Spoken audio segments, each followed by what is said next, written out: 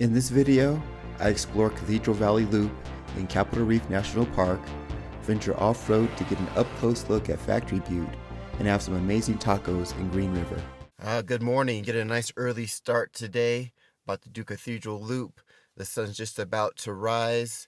The trail isn't anything too crazy, but you do have to do a river crossing, and after that, you shouldn't need any kind of special built rig to do this trail.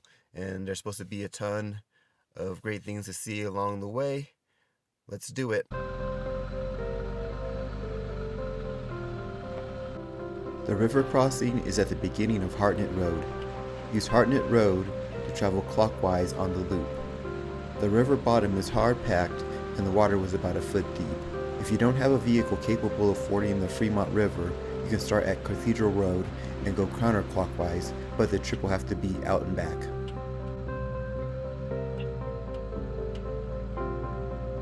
The drive is 57.6 miles, and I would plan on taking 6 to 8 hours if you stop at all the overlooks, eat some lunch, and do a little exploring. The hills in this area have bands of white, purple, and red because they're made out of bentonite, a clay that changes color the longer it's exposed to the elements.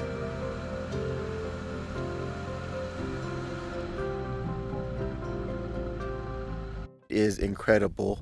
The colors are so vibrant. You definitely have to stop here as you're doing Cathedral Loop.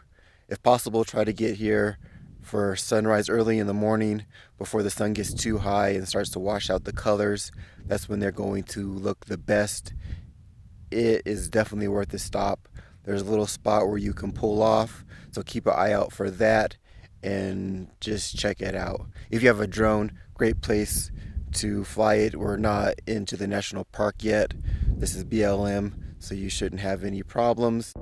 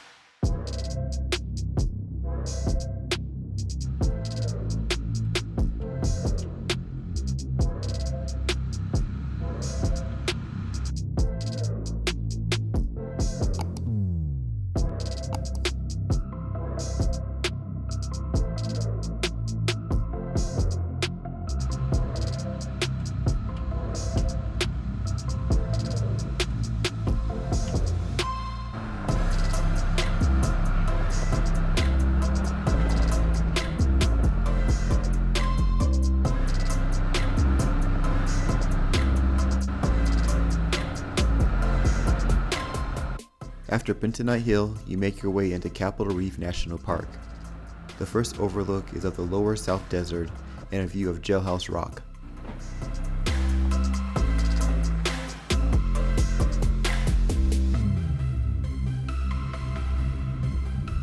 It's only a short hike from the parking lot to the overlook, quarter of a mile, super easy, and you got these amazing views as a reward.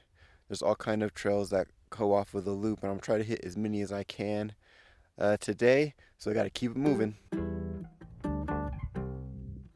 Should be a pretty good view because you got to go all the way up there.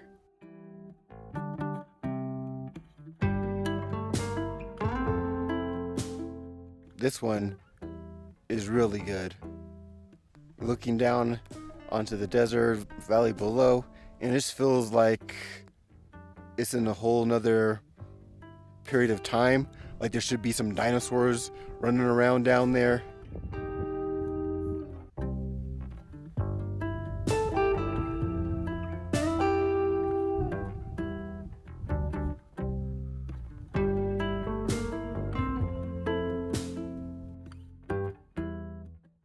This cabin was built in the 1920s, several miles away, but it was disassembled and rebuilt here in 1932. And for 40 years, it was used as a bunkhouse for cowboys. It was always stocked with food and supplies for anybody that needed shelter.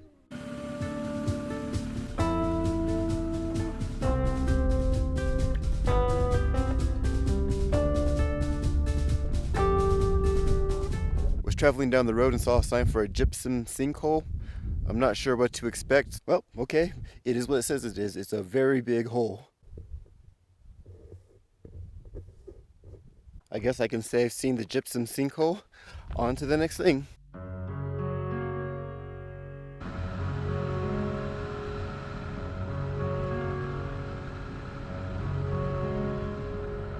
I'm about to check out Glass House. Let's get a closer look at it.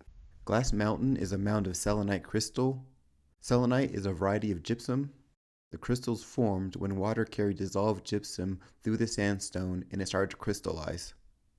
At the right angle, the crystals really do shine in the sunlight. Over there is the next stop. I believe it is called the Temple of the Sun and Moon.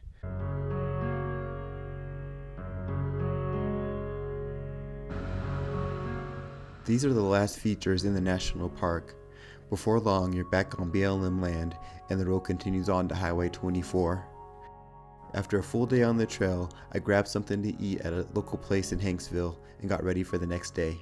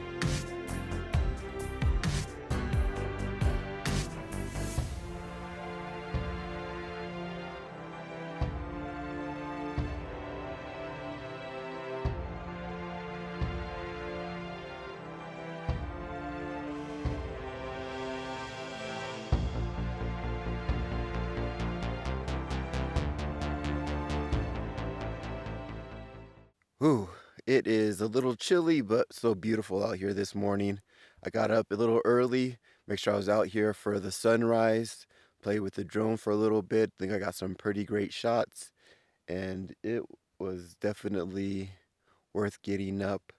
The soil here is kind of this gray color, so it feels like you're on the moon, and then you put that against the blue in the sky and the way it hits Factory Butte right there, and it's just incredible out here.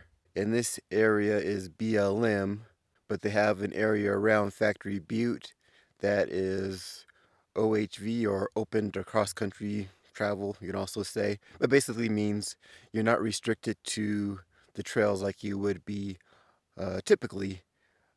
Here, you're free to wander, and if you have a dirt bike or a side-by-side or something like that, you can really go explore. It's massive amount of space here that you can go explore. It's somewhat limited in the truck, but I am still going to kind of go out and take advantage of the possibility of just being able to go somewhere and see where it goes and not being confined to a particular trail.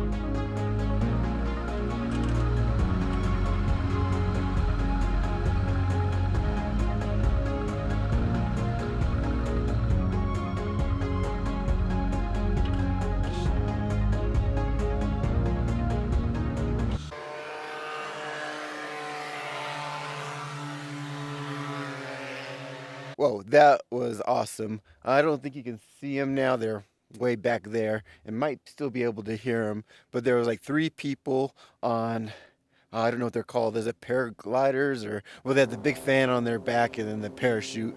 And they were buzzing all around here. And it's got to be so much fun. It looked amazing. I now know what my next purchase is going to be. Next video, me doing whatever that's called.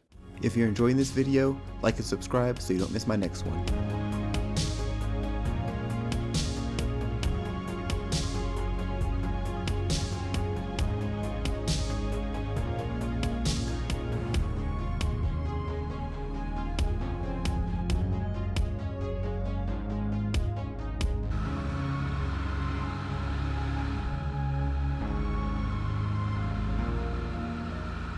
It wasn't bad at all getting out here, and there's just so much more to explore. I don't know, maybe I'll go that way, maybe I'll go back that way, who knows. Sadly, that's the end of my time in Hanksville.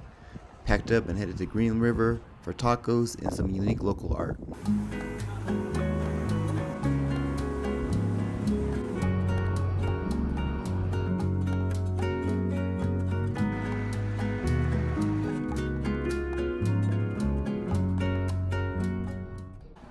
Okay, well, I may have ordered too much. Okay, so those tacos are really good. Nowadays, there's all these fusion places like Torchy's, and don't get me wrong, I eat there. But to me, still, if you can make a good taco, it should have meat, onion, cilantro, a little bit of lime. If it can taste good with those minimal ingredients, you got yourself a good taco. And these are all really good.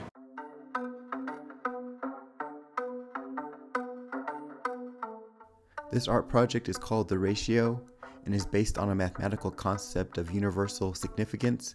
I have absolutely no idea what that means. The top of it though is capped in 23 karat gold. The work was financed by the landowner Herbert Steinert and built by Andrew Rogers, an artist at his installations around the world. Mr. Steiner had his second project commissioned titled Elements. It is 4 33 feet tall columns that represent earth, fire, water, and wind.